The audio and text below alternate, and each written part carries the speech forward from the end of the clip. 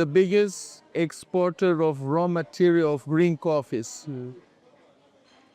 And the roasted exportation is resumed to 1% only. In other words, the great majority of the exportations, 99%, it's only green beans.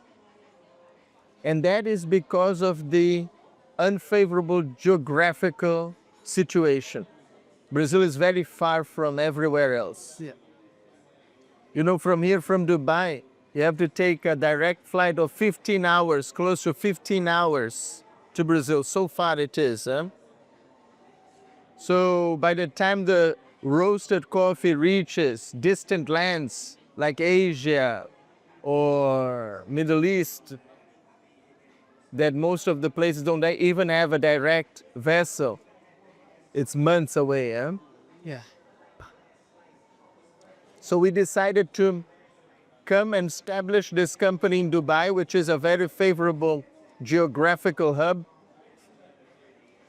And from here, roast our products, our Brazilian coffees, and then re-export from here to the world.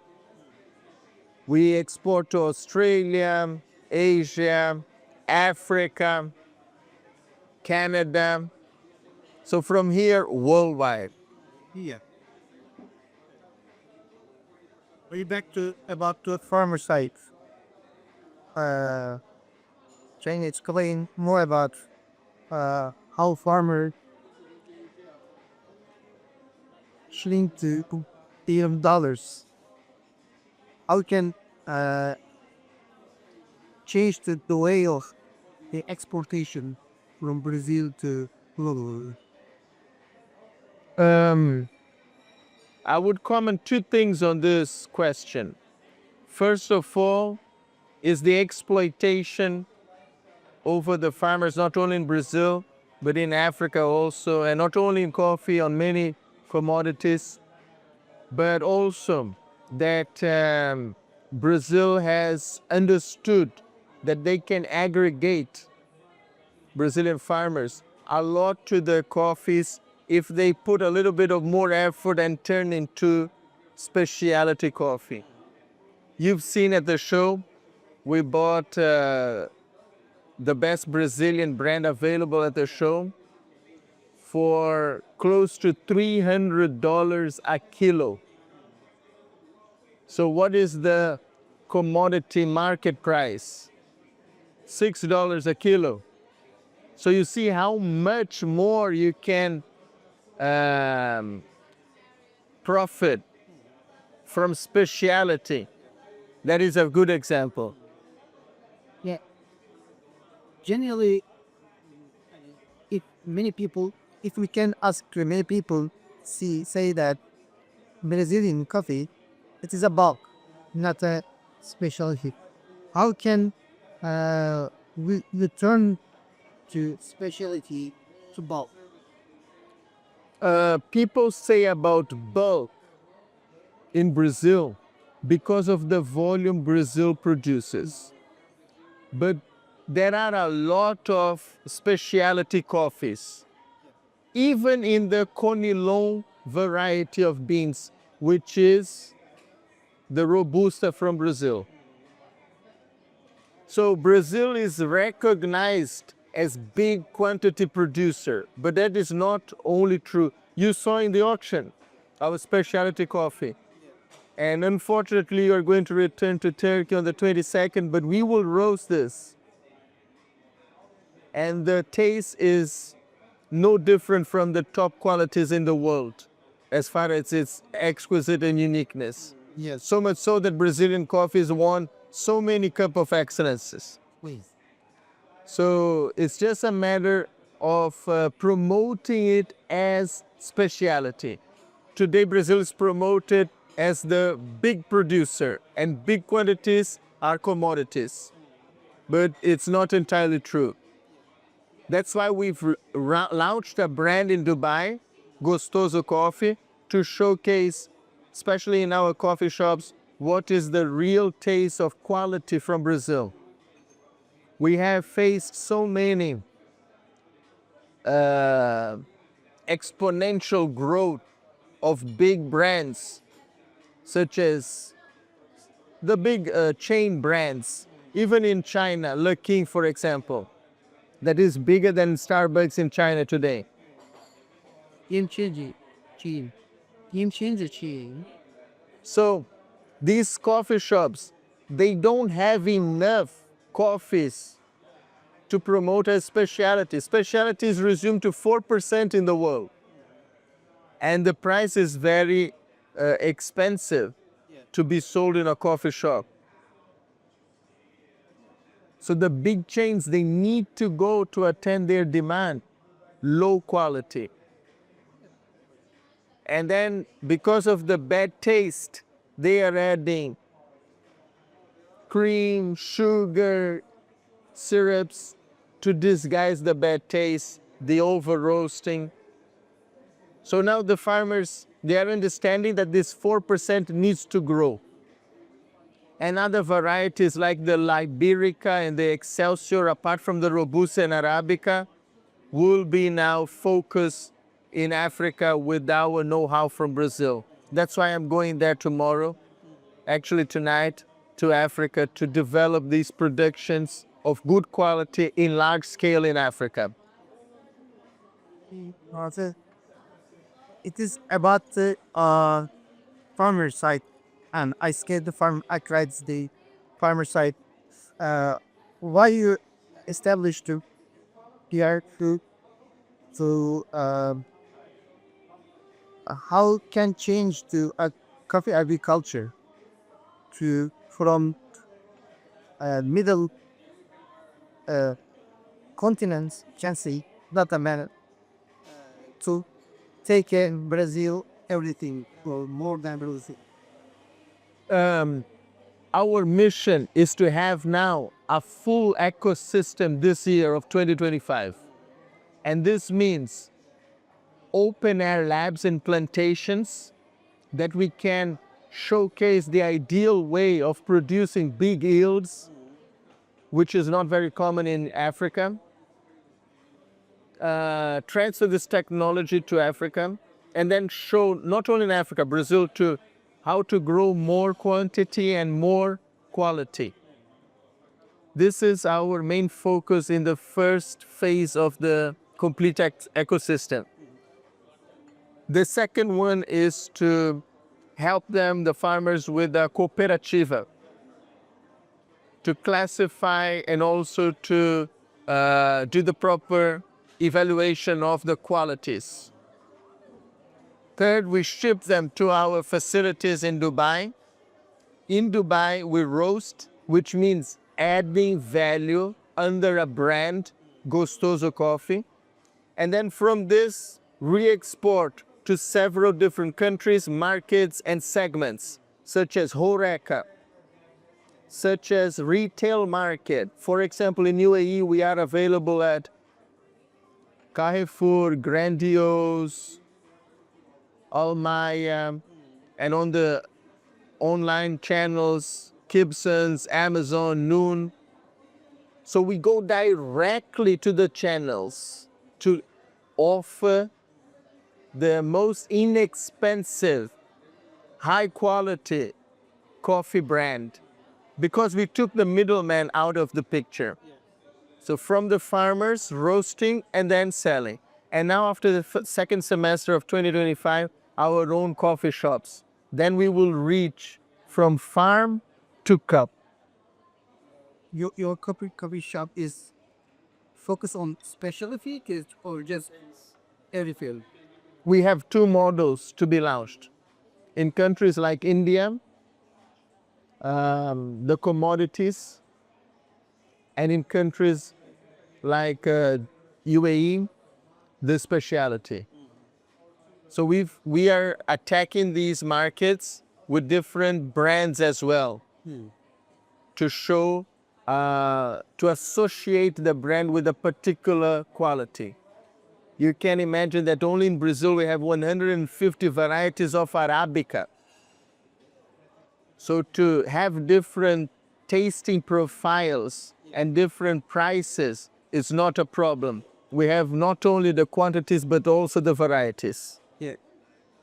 It is developed to not just not I mean I know, but it's totally the end of point, but in varieties need to be more perception, more uh, brandy titles to get high, I mean, high amount of money to get Yes, to your side, and that's why correct. farmers. Correct. So we are aggregating value and associating a particular tasting profile to each brand. And we can do that because there is no more intermediary. So with this exploitation that we mentioned, we have been selling $1. 3 years ago, the price of the coffee was very good quality, $1 a kilo. And Europe was selling the branded coffees after roasting at 20. So it was not fair. That's why it was not sustainable for Brazil or Africa. You can see some news in Ethiopia that they were changing their production of coffees, which is one of the most traditional ones, into eucalyptus tree. It's sad. It is very sad in a time that the whole world is chasing quality and coffee in abundance. Coffee is the second biggest commodity trade. Yeah. And with a bigger demand to reach number one position. But with this exploitation and making the farmer not get enough to survive, it is very sad and stops the segment from growing even more. Just for you to imagine, Brazil is facing now the 6th year on a deficit. And this means that we are the second largest consumers. Some years number one, but we are the second largest consumers of coffee worldwide in Brazil. For the 6th year, we don't have enough coffee for the local market. So you see problem.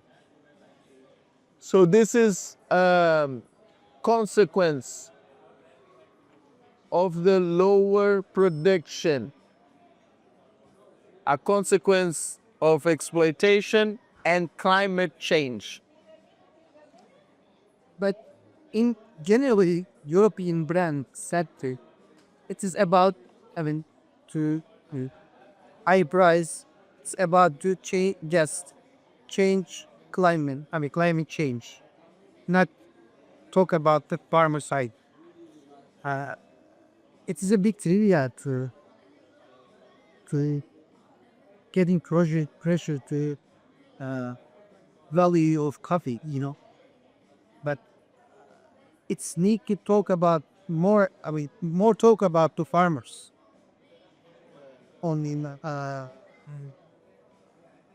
consuming coffee. How can we change it? Can you ask again, please? Europeans generally said the climate change is the pressure of Coffee. Oh, okay, I see. it's okay. Yes. It is not talk. They are not talk about the farmer side. Correct, correct. So they cannot talk about the farmer side because of these exploitations.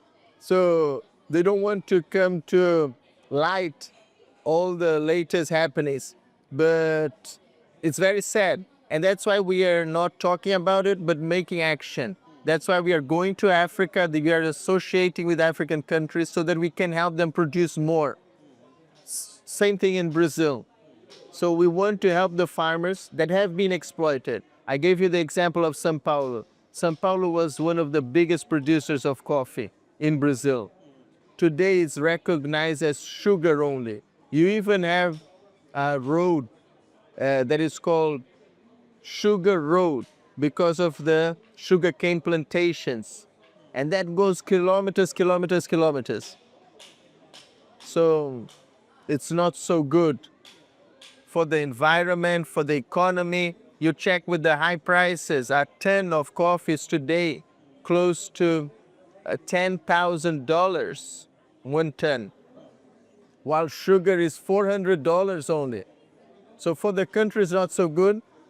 For the environment is terrible. Sugar destroys the whole environment. And another interesting fact is that Brazil only uses 7%. Brazil only uses 7% of the total territory for agriculture production. 7% only. But yet, we are the breadbasket of the world. We export the biggest number of sugar, soya, orange juice, you name it, in agriculture, because it's so favorable, the climate, the environment, the terroir, for so not only coffee. We're not number one in coffee only. So imagine if we can develop these policies with the right return of the labor for the farmers instead of exploitation. I believe that starvation worldwide can be solved with this. And that's what we are doing with Brazil and with Africa, with this objective. You have countries like UAE and so many other in Middle East thinking about climate change, starvation, food security, because the world is changing. These unsustainable practices towards farmers is something very dangerous short term. And coffee is an example of this. From 1 became 10. From in a period of 2 years. After hundreds of years, suddenly, boom. Yeah, always we just started to our magazine. This is the just second issue, but we are talk about just coffee from farmer side, which is very important. Our cover story every time, and then we added the climate change. Yes, but we always talk about the middleman is destroy the ecosystem. That is very good. That's why we focus on this way. But it is important to uh, elevate their perception, because if many copy countries they have a small batch of coffee, that's why they say that it is special. But every coffee is special, every farm is special. If you develop it through as brand has a perception of quality to talk about and what is this, what is not, it is important. Very good, very good. And not all channels from the market clearly demonstrate this big threat to the industry. It's very good that you do that, because we have a very good partnership with ITC, which is United Nations in Geneva. And they are indicating the countries and how to act in these African countries.